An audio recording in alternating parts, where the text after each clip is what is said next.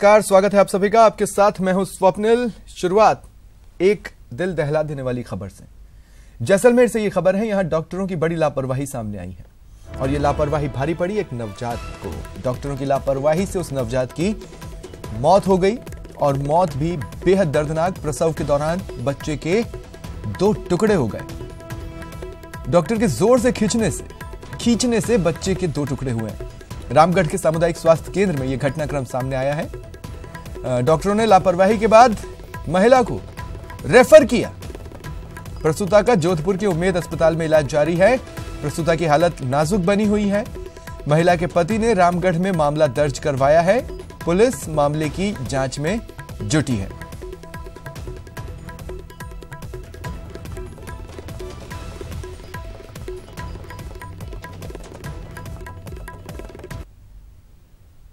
Emergency में हमारे यहाँ देर रात लेके आए उनको। प्रसूता बहुत कमज़ोर थी और हमारे चिकित्सा कर्मी ने मानवता के नाते उनको बहुत हेल्प की। उसके बाद में उनको वहाँ से जैसलमेर रेफर कर दिया गया। बच्चा बहुत कमज़ोर थे और बच्चा मृत था, उसके पैर दिखाई दे रहे थे। और मामले में चिकित्सा मंत्री रघु शर्मा एक्शन में आ गए। उन्होंने सुबह ही इस पूरे मामले की जांच के निर्देश दिए। मामले में इस बारे में पूरी तथ्यात्मक रिपोर्ट मांगी गई है, जिसके बाद कार्रवाई की रूपरेखा तय की जाएगी। रघु शर्मा ने घटना को निंदनीय माना। मंत्री शर्मा ने कहा कि इस मामले में दोषियों को नहीं बख्शा जाएगा। गौरतलब है कि जैसलमेर के रामगढ़ में प्रसव के दौरान बच्चे का धड़ बाहर आ गया था, जबकि सिर अंदर ही रह गया, जिसमें चिकित्सकों की लापरवाही सामने आई।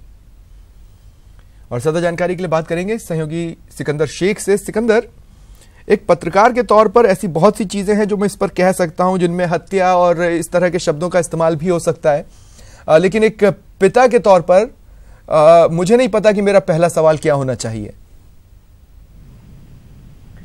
स्वप्निल, मानवता को शर्मसार करने वाली घटना है ये। आप सोच सकते हैं कि प्रसव के समय जो जैसा डॉक्टर ने बताया था कि उस बच्चे के पैर जो है नवजात के बाहर थे, लेकिन उसको जिस तरह से खींचा गया, उसका सर अंदर रह गया और धड़ पूरा खींच के बाहर आ गया। उसके बाद भी मानवता नहीं जागी है और उसको महिला को रेफर किया गया जैसलमेर के लिए। जैसलमेर में उस महिला को रखा गया। यहाँ पर भी डॉक्टर को समझ में नहीं आया और यहाँ से उनको जोधपुर रेफर किया गया। आप देखें 2 दिनों के अंतराल में क्या गुजरी होगी उन परिजनों पे और माता पे जिसका प्रसव होने वाला था। जोधपुर में जब डॉक्टर ने उसका प्रसव करवाया तो केवल सर जो है नवजात का वो बाहर आया। तो ये सोच के ही रोंगटे खड़े हो जाते हैं। बहुत बड़ी बात है। इस पे जितनी सख्त कार्रवाई की जाए उतनी कम है। जो रामगढ़ का जो सामुदायिक अस्पताल है वहां पर जो कार्यरत है कंपाउंडर अमृत रात, वो ड्यूटी पर था, उसने ये कार्य किया है और जिस पर जो परिजन है वो इतने खपा हुए हैं। वहां से वो सर जोधपुर से लेकर जैसलमेर आए हैं, रामगढ़ थाने पहुंचे हैं। वहां पर उन्होंने पुलिस वालों को जब ये दिखाया तो पुलिस वाले खुद चकित रह गए। वो खुद होश भागता हो गए। उन्होंने वहां पर चिकित्सकों से इसकी पूछताछ करी और सब उन्होंने जाकर बाकी जो धड़ जो बचा था वो डॉक्टर जो पुलिस वालों को सुपुर्द किया, जिस पर पुलिस वालों ने मामला दर्ज किया है। पोस्टमार्टम चल रहा है। ये अपने आप में एक ऐसी घटना है जिसे हम बोल भी नहीं सकते। जी सिकंदर, जितना मेडिकल साइंस मैं समझ सकता हूं, ऐसे मामले आए हैं जिसमें महिला की कोख में कॉर्ड फंसने से बच्चे की मौत हो जाती है या कुछ कॉम्प्लेक्स कंडीशंस बनती हैं जिसके कारण बच्चे की मौत हो जाती है। लेकिन मैंने कभी ये नहीं सुना कि कॉम्प्लेक्स कंडीशन को सॉल्व करने के लिए रस्साकशी शुरू कर दी गई हो या बच्चे को खींचा गया हो बेदर्दी से कि उसके 2 टुकड़े हो जाए। मैं ये कहना चाहता हूं कि या तो कोई कॉम्प्लेक्स कंडीशन बनी जिसका सॉल्यूशन नहीं जानता था जो भी व्यक्ति ऑपरेट कर रहा था, और दूसरा ये कि या तो वो प्योरली नेग्लिजेंस रहा है इसमें या तो उसने लापरवाही दिखाई है। बहुत बड़ा सवाल है। यहाँ पर देखा जाए तो ये कोई जानवर है उसके साथ भी ऐसा व्यवहार नहीं किया जाता है जिस तरह का व्यवहार प्रसूता के साथ किया गया। कहा यह गया कि वहां पर के बच्चे के जो पैर हैं जो नवजात की हैं वो बाहर की तरफ थे। तो डॉक्टर को समझ से परे था कि उसने क्यों ताकत लगाई उसको बाहर निकालने के लिए, क्योंकि बच्चा अमूमन सर के बल बाहर आता है, लेकिन उसके पैर जब बाहर थे तो उन्होंने क्यों ना उसको रेफर किया गया। तो अपने सबसे बड़ा सवाल जो मैं यहाँ पर खड़ा करना चाहता हूँ वो ये है कि जैसलमेर चिकित्सा के क्षेत्र में आप भी यहाँ पर आ चुके हैं, आप जनता से जान भी चुके हैं। चिकित्सा के क्षेत्र में बहुत पिछड़ा है यहाँ पर। और बात की जाए अन्य जो चिकित्सक जो डॉक्टर हैं वो भी यहाँ पर मौजूद है, तो एक सजाए काला पानी की तरह वो यहाँ पर निकालते हैं। यहाँ पर जिस तरह का जो माहौल है चिकित्सा का बहुत ही खराब है। यहाँ पर रेफर कर दिया जाता है जोधपुर या गुजरात के लिए। यहाँ से 350 किलोमीटर का सफर है जोधपुर का, और 400-500 किलोमीटर का सफर है अहमदाबाद का। आप मान सकते हैं कि किस तरह की मानवता मर चुकी है यहाँ पर चिकित्सकों की जो केस। मैं सिकंदर, आप मेरे साथ लाइन पर रहें, मैं कुछ पलों के लिए आपको रोक रहा हूं। इस वक्त हमारे साथ जैसलमेर के सीएमएचओ डॉक्टर बीएन बुनकर फोन लाइन पर मौजूद हैं। डॉक्टर साहब, इस घटना के बारे में आपने सुना है? जी बिल्कुल सर, सुना है। और मैं अभी सीएससी रामगढ़ी आया हुआ हूँ और मैं इसके जो घटना हुई है 6 तारीख की नाइट की घटना है ये।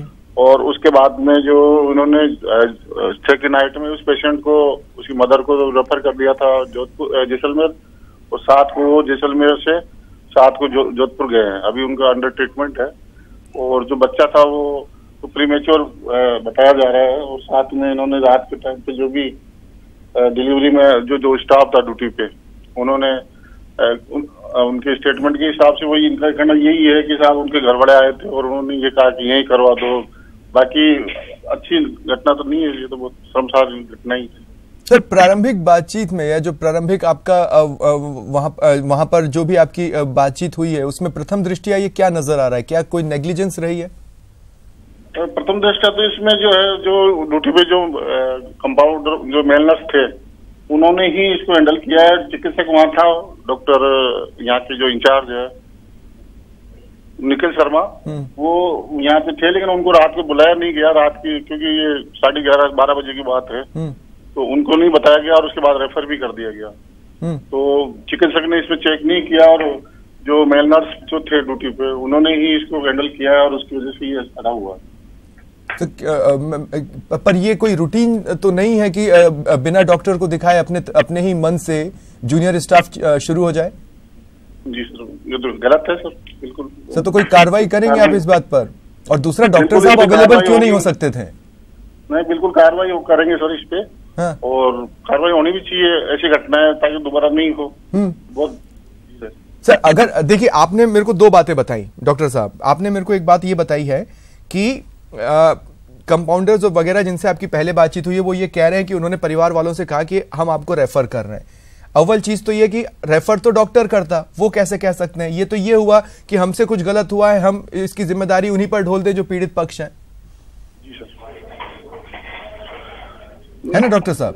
जी जी, मैं गलत तो नहीं कह रहा हूं ना सर? नहीं, बिल्कुल आप सही कर रहे हैं। उनको अपने स्तर पे ही हैंडल नहीं करना चाहिए था। चिकित्सक जब मौजूद है, चिकित्सक को दिखवाते हैं और उसके बाद में उसको रेफर करते हैं। अब वो ये कह रहे हैं कि हम परिवार वालों को समझा रहे थे कि आपको हम रेफर कर रहे हैं। वो किस हक से रेफर कर सकते हैं? उनसे ये नेग्लिजेंस रही है, किस तरह की कार्रवाई करेंगे आप? बिल्कुल, अगर ये जो कार्रवाई तो उनके विरुद्ध जो भी अब बड़े स्तर पर होनी है, जो भी हो सकता है। फिलहाल आप सस्पेंड कर रहे हैं उन्हें? मैं सस्पेंड रिकमेंड करेंगे सर। बाकी मैं डायरेक्ट तो मैं अभी नहीं कर पाऊंगा। मैं कुछ अधिकारियों को मैं अभी रिकमेंड कर रहा हूँ। हाँ। और उस पर शाम तक हो सकता है कार्रवाई हो जाएगी। शाम तक हो सकता है। सर, हमारी नजर इस खबर पर लगातार बनी रहेगी। अब डॉक्टर साहब, मुझे एक बात बताइए, सिर्फ 1-2 बातें मैं जानना चाहता हूँ। ये जो भी वहां पर अवेलेबल था, वो कम से कम इतना ट्रेंड तो होता है कि चीजों को संभाल सके। अब या तो कोई मेडिकल कॉम्प्लेक्स कंडीशन बनी जिसको टैकल करना इनको आया नहीं, या फिर नेग्लिजेंस थी। आपका अब तक का डॉक्टरी अनुभव कहता क्या है? जो वहाँ जब उसको लेके आए हैं, मरीज को लेके आए हैं, उस वक्त वो जो बच्चा 7 महीने की प्रेगनेंसी बता रहे हैं और बच्चा डेढ़ था, ये कहना इनका ये है। और क्योंकि उनके घर वालों ने बहुत ज्यादा रिक्वेस्ट करी कि साहब अब हीमोग्लोबिन वगैरह भी कम था कि भाई जो जैसलमेर जाएंगे और आगे जाएंगे तब तक जो है ना हमारी दिक्कत हो जाएगी, तो आप इसको यहीं करवाओ। उनके ऑन रिक्वेस्ट इन्होंने ज्यादा उस पर वो कर लिया, विश्वास करके, और किया, क्योंकि नहीं करना चाहिए लोगों को। सर, तो एक मैं पर्सनल लेवल पर भी एक रिक्वेस्ट करूंगा। जर्नलिज्म के अब तक का मेरा जो एक्सपीरियंस रहा है उसके आधार पर मैं कह रहा हूं, कई बार ये भी होता है कि जो लोग अस्पताल में मौजूद रहते हैं, डॉक्टर भले ही अपने घर पर चले जाएं, वो एक्स्ट्रा पैसों के लालच में भी इस तरह के कदम उठाते हैं कि हम इसको टैकल कर लेंगे। इस पॉइंट की भी आप जांच कीजिएगा। इसमें मैटर नहीं है इसमें, क्योंकि वो नहीं है नहीं, लेकिन आप जांच तो करवा लीजिए, कम से कम हो सकता है हो। पैसे का मैटर नहीं है इसमें, लेकिन वो था कि उनके साथ में जो है उनके वो मिलने वाले हैं पेशेंट, जो है जो कंपाउंडर था जो ड्यूटी पे, उसके मिलने वाले थे, नॉन थे, तो ज्यादा उन्होंने उस पर वो कर लिया। चलिए ठीक है सर, आपने ये कहा है कि शाम तक कार्रवाई होगी, हम नजर बनाए रखेंगे। फिलहाल हमारे साथ फोन लाइन पर जुड़ने के लिए शुक्रिया। डॉक्टर बीएन बुनकर, सीएमएचओ जैसलमेर, हमारे साथ फोन लाइन पर थे। उनका ये कहना है कि वो तुरंत आला अधिकारियों को रिकमेंड कर रहे हैं सस्पेंशन का, और शाम तक ये कार्रवाई अमल में लाई जा सकती है। सहयोगी सिकंदर हमारे साथ लगातार फोन पर बने हुए। सिकंदर, इस पोर्शन पर तो आप नजर रखिएगा ही रखिएगा, लेकिन यहां पर देखिए फिर वही बात है कि एक तो जैसा कि आपने भी कहा, मुझे भी बहुत अच्छे से याद है, सुबह सुबह जैसलमेर से लगभग 9 बजे के आसपास गाड़ियां चलती हैं गुजरात के लिए, जिसमें मरीज जाते हैं अपने आप को दिखाने के लिए। अस्पतालों की स्थिति ऐसी है कि डॉक्टर्स एक तो आना नहीं चाहते, दूसरे वहां पर जरूरी संसाधन नहीं। आप रेफर करके भी यहां भेज देंगे तो क्या यहां से गुजरात भेजेंगे? स्वप्निल, बहुत बदतर हालात है यहाँ पर। और बात की जाए जिस तरह से जो सीएमएचओ साहब जो बता रहे थे कि वो उनके नॉन भी थे और वो इस तरह के थे, इसमें एक नेग्लिजेंसी आप एक भी देख सकते हैं कि वहां पर चिकित्सा प्रभारी डॉक्टर निखिल शर्मा अगर वहां मौजूद थे, उन्होंने खुद ने काम को क्यों नहीं देखा, वो क्यों नहीं पहुंचे वहां पर? इन्फॉर्म ही नहीं किया गया। यही तो बात है ना सिकंदर। मैंने जो उनसे पूछा कि उन्होंने अपने लेवल पर ट्रीट ही क्यों किया, और उन्हें डॉक्टर को बुलाना चाहिए था। वो अपने ही लेवल पर रेफर कर रहे हैं, वो अपने ही लेवल पर ऑपरेट कर रहे हैं, डॉक्टर को तो इन्फॉर्म ही नहीं किया गया। और अगर ये बात सीएमएचओ साहब ने रीड कर ली है तो कार्रवाई होनी चाहिए, जिस पर उन्होंने ये कहा कि हम शाम तक कार्रवाई अमल पर ले आएंगे। मैं तुरंत रिकमेंड कर रहा हूं।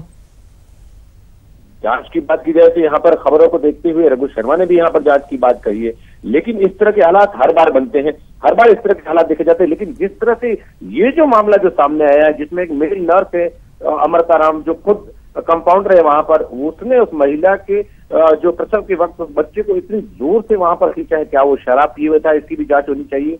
क्या वाकई वो एक सवाल और सिकंदर मेरा आपसे यह है कि जो मामला दर्ज हुआ है वो किन धाराओं में किया गया है? जी, जिस तरह से जांच अधिकारी से तो हमारी आज सवेरे बात हुई है, उसमें ये कहा गया है कि आपने जो मामला दर्ज किया, उन्होंने यही कहा है कि अभी फिलहाल जो हमने जो लापरवाही का जो मामला है वो रखा है यहाँ पर। उसके अलावा हम पोस्टमार्टम का वेट कर रहे हैं। पोस्टमार्टम की रिपोर्ट एक बार बाहर आ जाए, उसमें हम डॉक्टर से जो चिकित्सक है उनसे संपर्क करें, क्योंकि मामला चिकित्सक से जुड़ा हुआ है, तो वो वहां पर क्या रिपोर्ट देते हैं उसके आधार पर ही यहाँ पर मामला दर्ज। शुक्रिया तमाम जानकारी के लिए सिकंदर, आप नजर बनाए रखें। और एक बड़ी खबर हमें उदयपुर से इस वक्त मिल रही है। यहाँ एक पिता हत्यारा बन बैठा। नशे में धुत पिता ने अपने ही बच्चों की हत्या कर दी। 2 बच्चों को पटक पटक मौत के घाट उतारा।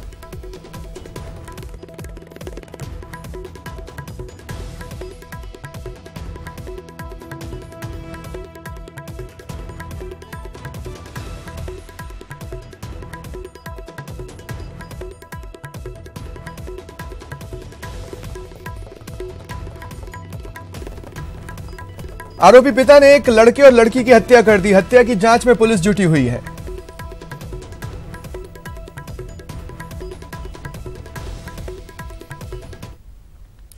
जयपुर से खबर है, यहां आरएएस अभ्यर्थियों ने बूट पॉलिश प्रदर्शन किया। राजस्थान विश्वविद्यालय में यह प्रदर्शन कर रहे हैं। परीक्षा की तिथि आगे बढ़ाने की इनकी मांग है।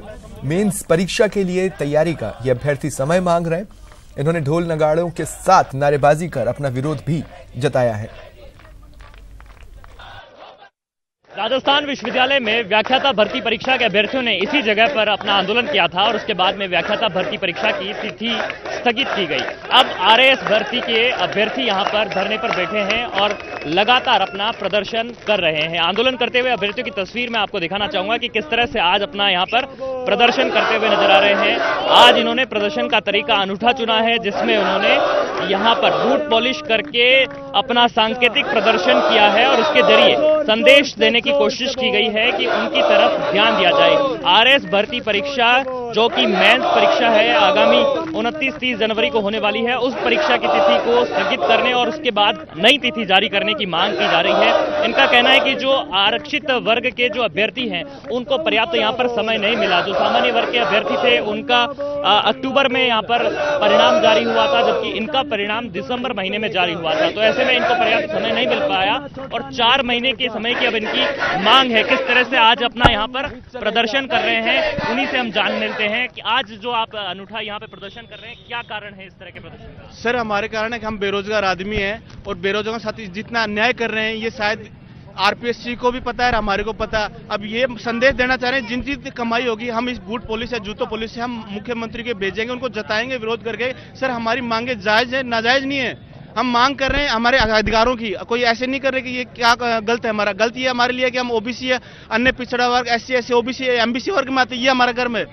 सर हमारे जितने भी 7,500 बच्चे इन्होंने एमबीसी, ओबीसी, एससी, एसटी के पास किए, उनको इन्होंने 40 दिन का टाइम दिया है। बाकी जो स्टूडेंट्स रहे अनारक्षित कैटेगरी, उनको इन्होंने 4.5 महीने दिए और इन्होंने कल परसों 40 बच्चे और पास किए, उनको ये टाइम नहीं दे रहे। तो ये कहीं ना कहीं इन्होंने अन्याय किया है, गलत किया है। सर सीएम साहब को हमने ज्ञापन भी दिया है।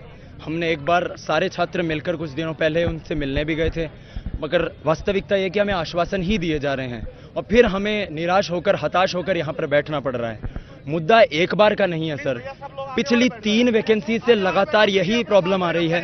बूट पॉलिश करके किया है और इन्हें उम्मीद है कि जिस तरह से व्याख्याता भर्ती परीक्षा की तिथि को स्थगित किया गया है और अब आगे बढ़ाया जाएगा, उसी तरह से इस भर्ती परीक्षा की तिथि को भी आगे बढ़ाया जाए। कैमरा पर्सन मान सिंह के साथ महेश दादीच, न्यूज 18 जयपुर। कोटा के विशाल मार्केट में आज सुबह गैरेज में खड़ी कार में अचानक आग लग गई। आग लगने से वहां मौजूद लोगों में हड़कंप मच गया। इसके बाद तुरंत नगर निगम कंट्रोल रूम को इसकी सूचना दी गई। मौके पर पहुंची दमकल की टीम ने कड़ी मशक्कत के बाद आग पर काबू पाया। आग लगने का कारण शॉर्ट सर्किट बताया जा रहा है।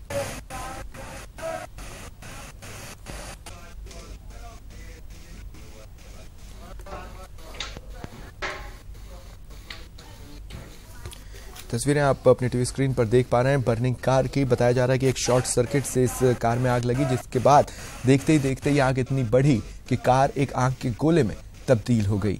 द बर्निंग कार आपके टीवी स्क्रीन पर कोटा के विशाल मार्केट में गैरेज में ये कार खड़ी हुई थी और इसने आग पकड़ ली। कड़ी मशक्कत के बाद इस आग पर काबू पाया जा सका। राजस्थान की 15वीं विधानसभा का सत्र शॉर्ट टर्म के नोटिस पर बुलाने को लेकर घमासान मचा हुआ है। इसे लेकर विवाद इतना बढ़ गया है कि सरकार और स्पीकर कैलाश मेघवाल आमने सामने आ गए। आज खुद कैलाश मेघवाल मीडिया के सामने आए। उन्होंने कहा कि उनसे विचार विमर्श किए बिना सत्र कैसे आहूत हुआ। शॉर्ट टर्म सेशन बुलाए जाने पर अध्यक्ष से विचार किया जाता है। साथ ही उन्होंने कहा कि संविधान की धाराओं के अधीन काम होता है, सरकार अपनी कमियों को दूर करे। इसके साथ ही उन्होंने ये भी कहा कि 15 जनवरी से सत्र आहूत नहीं किया जा सकता। राज्य सरकार पहले उनसे चर्चा करे और फिर राज्यपाल से सत्र आहूत करने को कहे। देखिए, 2 बड़ी बात राजस्थान विधानसभा के अध्यक्ष कैलाश मेघवाल जी ने उठाई है। वो 2 बात ये है कि सत्र बुलाने का जो समय सीमा है वो 21 दिन की रखी गई है। इससे पहले ये 14 दिन की थी, लेकिन पूरी व्यवस्था नहीं होने के कारण इसको बढ़ाकर अब परंपराओं में, नियमों में 21 दिन कर दिया गया है। तो एक नियम तो यहाँ ये तोड़ा गया है कि 21 दिन का जो नियम है बुलाने का, सत्र बुलाने का, वो नहीं हुआ। दूसरा जो नियम तोड़ने की बात कही जा रही है वो ये कही जा रही है कि जो शॉर्ट टर्म नोटिस पर अगर कोई विधानसभा सत्र आहूत होता है, उसके लिए सरकार को विधानसभा अध्यक्ष को अवगत कराना पड़ता है और उसके कारण बताए जाने पड़ते हैं कि इस वजह से ये शॉर्ट टर्म नोटिस पर सत्र बुलाया जाना आवश्यक है और उसी के अनुसार ये सत्र बुलाया जाता है। लेकिन चूंकि यहाँ 14वीं विधानसभा के समय की स्पीकर हैं, 15वीं विधानसभा का गठन हो गया है, तो इसमें ये चूक सरकार के लेवल पे मानी जा रही है कि सरकार से इस मामले में चूक हुई है, अधिकारियों के चूक हुई है और वही बड़ा कारण बना है। अभी विधानसभा अध्यक्ष कैलाश मेघवाल हमारे साथ है, उन्हीं से जानेंगे कि अब इस चूक का हल क्या अब 15 जनवरी से सत्र आहूत होगा या नहीं होगा, ये बड़ा सवाल है और ये अब यक्ष प्रश्न भी बन रहा है कि इसका हल किस तरह से निकलेगा। पहली बात तो आप स्पष्ट कर ले अपने आप को है कि अल्प अवधि के लिए नहीं। 15 जनवरी से सत्र होगा या नहीं होगा? मेरे यहाँ से तो मैंने सम्मन जारी नहीं किए हैं, इसलिए अभी तक की स्थिति तो यही है कि 15 जनवरी को सम्मन जारी नहीं होगा, सत्र नहीं होगा। मैंने सम्मन जारी नहीं करा है। किस तारीख से की जो समयावधि है वो बड़ा प्रश्न है। अल्पावधि का जो बुलाया जाता है उसके लिए वो कह रहे हैं मेरे से बातचीत की जाए विधानसभा अध्यक्ष से, तभी हल निकल सकता है। लेकिन फिलहाल डेडलॉक की कि 15 जनवरी को आएगा या नहीं आएगा, इसका हल इनसे सरकार बातचीत करेगी, उसके बाद ही निकलेगा। राजस्थान की 15वीं विधानसभा का सत्र शॉर्ट टर्म नोटिस पर बुलाने को लेकर घमासान मचा है। संसदीय कार्य मंत्री शांति धारीवाल ने विधानसभा अध्यक्ष कैलाश मेघवाल पर हमला बोला। कांग्रेस सरकार जो बनी है उसके प्रतिनिधि शांति धारीवाल जिन्हें मुख्यमंत्री ने अपॉइंट किया है वो दिल्ली आए हुए हैं, उनसे बात करते हैं। जो कैलाश मेघवाल साहब हैं उन्होंने कहा है कि मुझसे नहीं पूछा गया और अब उन्होंने वो अटका दिया है पूरा मामला। कैलाश मेघवाल साहब के नहीं खुद ने 7 दिन के अंदर सेशन बुलाया था। 7 दिन के अंदर, जब कहा था 21 दिन, अब वो कहते हैं कि साहब 21 दिन का क्लियर नोटिस होना चाहिए। आप स्पीकर थे जब आपने 7 दिन के अंदर बुला लिया, वो कैसे बुला लिया? किस तरीके से मामला सॉल्व हो? वो तो सॉल्व, ये तो गवर्नर ने निकाल दिया। गवर्नर साहब ने तो बाकायदा जो है इस पर प्रोटेम स्पीकर अपॉइंट कर दिया और 15 तारीख तय कर दी। अब उसके बाद में देखते हैं, देखें क्या होता है। सहयोगी विली सलूजा के साथ अभिषेक आठा, नेटवर्क 18, दिल्ली। विधानसभा स्पीकर और सरकार में घमासान के बीच पूर्व विधानसभा अध्यक्ष शांतिलाल चपलोत ने स्पीकर कैलाश मेघवाल का समर्थन किया। चपलोत का मानना है कि स्पीकर से पूछना जरूरी होता है क्योंकि सत्र बुलाने का अधिकार उन्हीं के पास है। विधानसभा सत्र को लेकर सरकार और स्पीकर आमने सामने हैं। इन दोनों में से कौन सही है, ये पता लगाने के लिए हम इस समय पहुंचे हैं पूर्व विधानसभा अध्यक्ष शांतिलाल चपलोत के पास। चपलोत साहब, एक बड़ा विवाद इस समय देखने को मिल रहा है कि विधानसभा सत्र को लेकर स्पीकर और सरकार दोनों में तनातनी नजर आ रही है। आप किसे सही मानते हैं? विधानसभा चलाना ये हमारा विधानसभा अध्यक्ष का विशेषाधिकार है और उन्हें पूछा जाना चाहिए। वो एक संवैधानिक पद है। लेजिस्लेचर को ओवर रूल नहीं किया जा सकता एग्जीक्यूटिव द्वारा, और एग्जीक्यूटिव का फंक्शन एग्जीक्यूटिव करे, जुडिशरी का फंक्शन जुडिशरी करे, और लेजिस्लेचर का काम लेजिस्लेचर करे। लेजिस्लेचर का काम भी एग्जीक्यूटिव करने लग जाएगी, सरकार करने लग जाएगी, फिर लेजिस्लेचर का मतलब क्या रहा? संविधान में जो प्रदत्त अधिकार हैं उसका तो कोई मान्यता ही नहीं रही। इसलिए हमेशा कंसल्टेशन तो किया जाना चाहिए कि हम कब सत्र बुलाएंगे, तो विधानसभा अध्यक्ष को उसमें कॉन्फिडेंस भी लिया जाना चाहिए। मेघवाल साहब क्या इस समय बिल्कुल सही रास्ते पर हैं? बिल्कुल सही है वो। जब तक नया अध्यक्ष नहीं चुना जाएगा तब तक तो वही रहेंगे, और जब नया अध्यक्ष चुना जाएगा तब वो अपनी बात करेगा, और अभी वो जब तक नया अध्यक्ष नहीं चुना जाएगा तब तक वही अध्यक्ष रहेंगे और उन्हीं के अनुसार लेजिस्लेचर चलेगी। एक मामूली सा विवाद है, लेकिन ये जिम्मेदारी है सरकार की कि विधानसभा अध्यक्ष से पूछकर विधानसभा सत्र की तारीख की घोषणा की जानी चाहिए। हालांकि अब इनके हिसाब से रास्ता महज आपस में बैठकर समझाइश का नजर आता है। कैमरा पर्सन जमाल खान के साथ कपिल श्रीमाली, न्यूज 18, उदयपुर। चलिए बढ़ते आगे।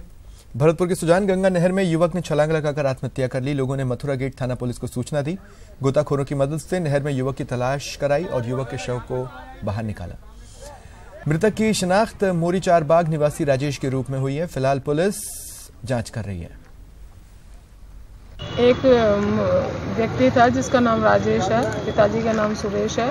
उसने क्या कहता है नहर में कूद गया और कूदने से पहले अपने भाई को आशीष को फ़ोन करा था और हमें सूचना मिली। सूचना मिलने पे हम लोग गए, जाकर के डेड बॉडी को निकलवा के पोस्टमार्टम कराया। पोस्टमार्टम करवाने के बाद अलवर के अलबक्स का बास गांव में दो पक्षों में खूनी संघर्ष हुआ। इस दौरान फायरिंग हुई। आधा दर्जन से ज्यादा लोग घायल हुए। इसके बाद गांव में तनाव की स्थिति है। तनाव को देखते हुए मौके पर अतिरिक्त पुलिस बल तैनात किया गया है। पुलिस ने 18 लोगों को शांति भंग के आरोप में गिरफ्तार किया। सुबह 7 बजे करीब या 2 गुटों में झगड़ा हुआ था, पथराव हुआ आपस में। पुलिस कंट्रोल रूम को सूचना मिली। हम सूचना पर SHO लक्ष्मणगढ़, SHO बड़ौदा तुरंत यहाँ पहुंचे। पथराव हो रहा था। दोनों पक्षों में बीच में पड़ के पुलिस ने शांति करवाई और 10-15 लोगों को राउंड अप किया है। देश और प्रदेश में मानसिक रोग भयावह स्थिति में है। लगातार यह रोग लोगों को अपनी गिरफ्त में ले रहा है, जिसके कारण अलग अलग हैं। लेकिन राजस्थान की बात करें तो हालात धीरे धीरे बद से बदतर हो चले हैं। बेशक ये कहानी है अंधेरे से उजाला तलाशने की। इस काले शाह अंधेरे की गिरफ्त में है देश और प्रदेश के मनोरोगी, जिनके लिए योजनाएं हैं, एक्ट है, कानून है, लेकिन उनके लिए काम करने की मंशा नहीं है। आखिर हो तो कैसे हो, क्योंकि वो किसी के वोटर नहीं हैं।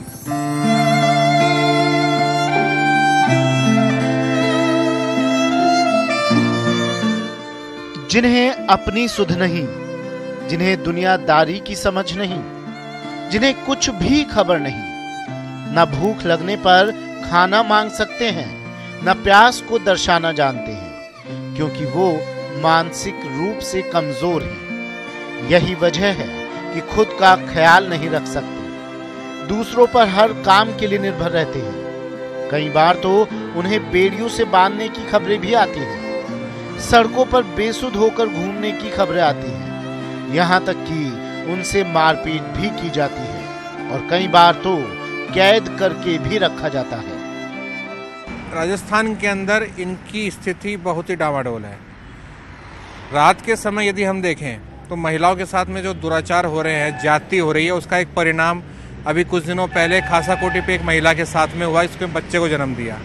और कुछ दिनों पहले आपकी टीम के साथ ही हमने एक महिला को रेस्क्यू किया जिसके करीब 7-8 महीने का गर्भ था। आपको बता दें कि भारत की करीब 14% आबादी मानसिक रोगी है। पिछले 2 सप्ताह की ही बात कर ली जाए तो स्थितियां भयावह है।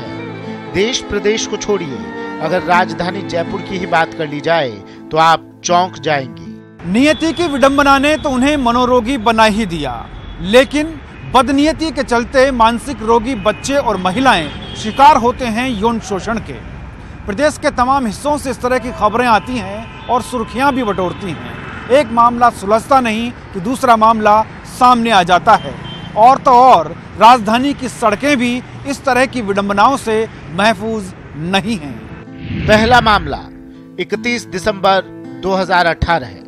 मानसिक रोगी महिला के साथ एक बच्ची 11 साल से बंद थी। रेप के बाद बच्ची स्कूल तक नहीं गई थी। न्यूज 18 ने प्रमुखता से इस खबर को दिखाया था।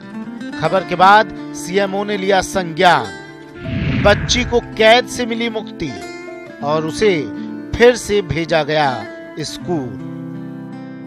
जी हाँ, न्यूज 18 और एक सामाजिक संस्था की मदद से इन माँ बेटी की राह तो खुल गई, लेकिन राजधानी में ही 5 जनवरी 2019 को एक और मामला सामने आ गया जिसने सबको चौंका दिया। दूसरा मामला, एक मानसिक रोगी महिला से हुई थी छेड़छाड़। रेलवे स्टेशन के पास महिला से छेड़छाड़। महिला थी पिछले 8 महीने से गर्भवती।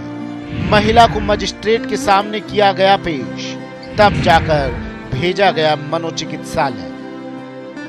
ये लेडीज अकेली नहीं होगी, शायद इतना बड़ा जयपुर है, सैकड़ों हजारों औरतें ऐसी होंगी जो अत्याचार जिनके साथ में हो रहा है, तो हमारी मनोरोगी होंगी और उनके साथ में ऐसा व्यवहार हो रहा है, बर्ताव हो रहा है। अभी भी हमने स्टेशन पे हम देखे, हमारी मस्जिद के पास में भी बहुत बुरा व्यवहार हो रहा है। 3-4 लेडीज रोजाना आ जाती है, 5-7 लड़के आ जाते हैं, उनको डराते हैं, धमकाते हैं, कुछ और कहलवाते हैं तो भाग जाते हैं। 1-2 रोज चले जाते हैं, फिर वापस आ जाते हैं। बाकी बुरा हाल है। ये अंधेरा सिर्फ इतना ही नहीं है, बल्कि इसका धरातल और भी विस्तृत है। इसी अंधेरे को चीरकर उजाला दिखाने की हम कोशिश करेंगे, तमाम वो हकीकत दिखाने की कोशिश करेंगे जिससे रूबरू होते हैं मनोरोगी। क्या दशा है उनकी, क्या दिशा है उनकी, दिखाएंगे कैमरामैन यासीन और भंवर पुष्पेंद्र के साथ अगले अंक में। बस आप देखते रहिए न्यूज 18 राजस्थान।